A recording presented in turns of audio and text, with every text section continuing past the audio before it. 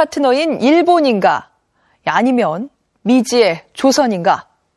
네덜란드는 일본을 선택했고 코리아호는 바타비아에서 항해를 멈추고 맙니다. 설사 코리아호가 조선에 도착했다 하더라도 네덜란드와의 교역이 시작될 수 있었을까요? 당시 조선과 중국, 일본은 모두 강력한 해금 정책을 펼치고 있었습니다. 이는 자국민이 해외로 나가는 것을 엄격하게 금하는 것으로 해상무역과 외교 관계를 국가가 효율적으로 통제하기 위해서였습니다. 하지만 조선과 일본의 해금 정책은 미묘한 차이가 있었고 이로 인해 코리아호가 임무를 완수할 가능성은 적어 보입니다. 부산. 이곳은 조선이 바다를 통해 해외로 연결된 유일한 장소였다. 해상무역을 허가받은 국가는 일본. 이전의 외관들은 모두 통폐합되어 1678년 용두산 자락에 초량외관이 만들어진다. 초량외관의 크기는 약 33만 제곱미터. 일본의 대지마 상관이 약 13,000제곱미터였던 것을 감안하면 파격적인 규모의 공간이었다. 하여튼 10만 평이라고 하는 이런 규모라고 하는 것은 뭐 엄청난 규모라고 볼 수가 있습니다.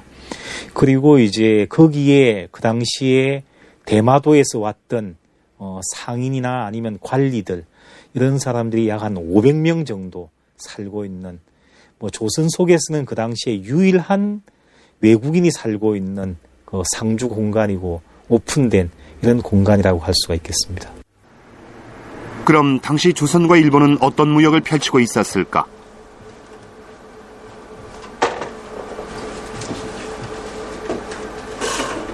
스시마 종가 문서와 조일 간의 외교 문서인 서계를 통해 살펴볼 수 있다.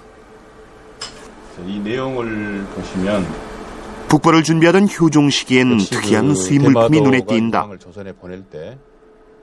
바로 전략물자인 유황을 대량 수입한 것이다. 막부의 도움을 받아가지고 일본 내에서 조달한 다음에 역시 대마도 자체적으로 그 유황을 조달할 수 없었기 때문에 또 유황이라고 하는 것은 군수물자하고 밀접한 관련이 있기 때문에 막부에 당연히 보고를 해야 되고요. 또 막부의 동의를 얻어서 오사카 주변에서 이제 유황을 조달해 가지고 그걸 이제 조선으로 가져온 것으로 이렇게 되어 있습니다.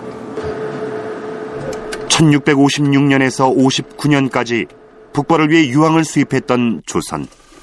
이후 수입 노력은 보이지 않는다. 그렇다면 당시 일본과 조선에서 가장 주요한 무역 품목은 무엇이었을까? 조선 내에서도 필요한 물자를 일본이라고 하는 창구를 통해서 들여오고 또 일본 내에서 나지 않는 동남아시아에서 나는 물소뿔이랄지 후추랄지 명반, 흙 이런 것들을 일본 루트를 통해서 즉 조선이 필요한 물건인 경우에는 제한적이지만은 일본을 통한 해외 수입을 통해서도 조달했다 이렇게 보여지고요. 조선과 일본의 무역을 담당했던 스시마.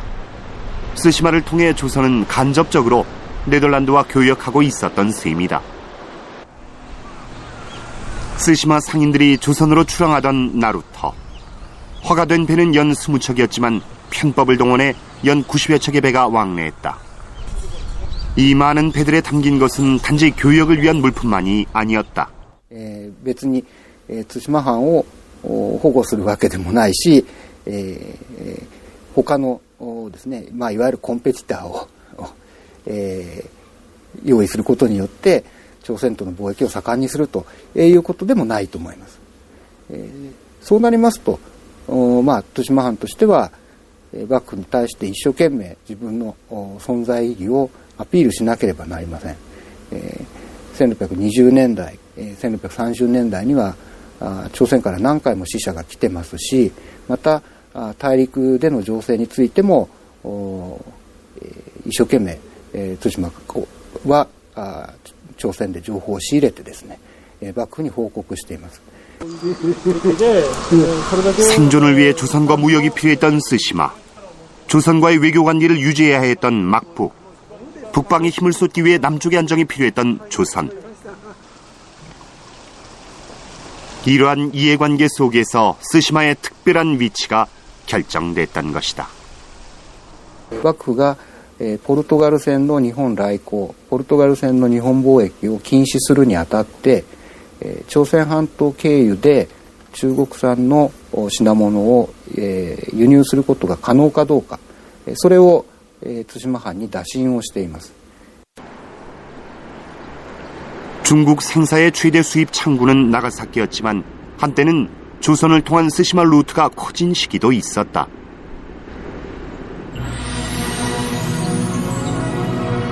은 생산량이 17세기를 정점으로 하락하면서 일본의 수출 주력품이 구리로 대체된다. 통용되는 은화의 은 함유량이 갈수록 낮아지면서 악화가 남발된다. 그런 은이 계속 악화가 남발하자 조선에서는 이제 무역을 갖다 금지시키려고 합니다. 그래서 무역을 금지시키다 보니까 자연히 이제 일본에서는 다시 은의 순도를 갖다가 높이지 않을 수 없는, 그래서 나중에 가면은 이제 일본 국내에서는 순도가 낮은 이런 은이 통용이 됩니다만은 대마도하고 조선과의 무역에 있어서는 종전에 한 순도 80% 되는 이러한 특수한 은을 갖다가 만들어 가지고 계속 이제 유지하게 이렇게 한 적이 있습니다. 은 생산량의 감소와 자국 소비 증가로 1688년 막부는 은 수출을 전면적으로 금지시킨다. 하지만 예외적으로 조선에 대한 은 수출은 60여 년간 더 지속되게 된다. 또한 조선 인삼을 수입하기 위해 순도 80%의 특수 화폐를 만들기도 한다. 하지만 과연 막부는 조선의 인삼을 위해 조선에게만 은을 수출한 것일까? 무역의 단절은 그냥 무역에만 그치는 것이 아니고 외교의 단절로서 직결될 수가 있습니다. 그렇게 되다 보니까 막부의 입장에서는 이 또 조선과 외교가 단절되는 이런 것은 또 허용을 하지 않는 이런 입장에 있다 보니까 막부의 요구에 따라서 그 대마도의 요구에 따라서 대마도에 안에서만큼은 계속 은을 갖다가 지불하는 이런 정책을 갖다가 실시를 했습니다. 17세기 일본은 중국과의 외교관계 수립을 간절히 원했지만 중국의 거부로 이루어지지 못한다. 막부와 대륙과의 외교 채널은 조선이 유일했기에 조선과는 통신관계를 유지코자 했다. 이에 반해 네덜란드 등 유럽의 역할은 단순 무역관계로 한정시켰다. オランダ人があるいはポルトガル人が当時やっていた貿易っていうのは要するにさっきも言ったように日本の銀と中国のキーとあるいはの交換っていう、大きなパイプがあってですね、でそれに食い込んだだけなんですよか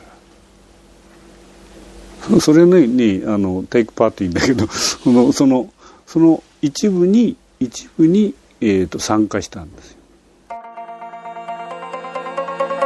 일본은 무역을 전제로 네덜란드에게 도쿠가와 막부를 섬길 것을 요구한다. 네덜란드는 자신들이 가지고 있던 서양의 지식과 정보를 책자로 제공해야 했다. 서양의 정보가 담긴 풍설서가 1641년부터 일본에 제공됐고 1666년 이후엔 일본어 문장의 풍설서가 제작되기에 이른다. 何でもそうですよね。だから当時例えば18世紀の19世紀の初めぐらいにはちゃんとした世界地図がもうあって、でおまけにどのアフリカのどの部分、インドとかどこそこがヨーロッパ列強のどこの植民地になるかって全部知ってるんですもん。でおまけにペリーが来るでしょ。ペリーが来るときにその前の年からもうオランダ経由でペリーが来るって知ってるんですもん。その情報は大きいですよ。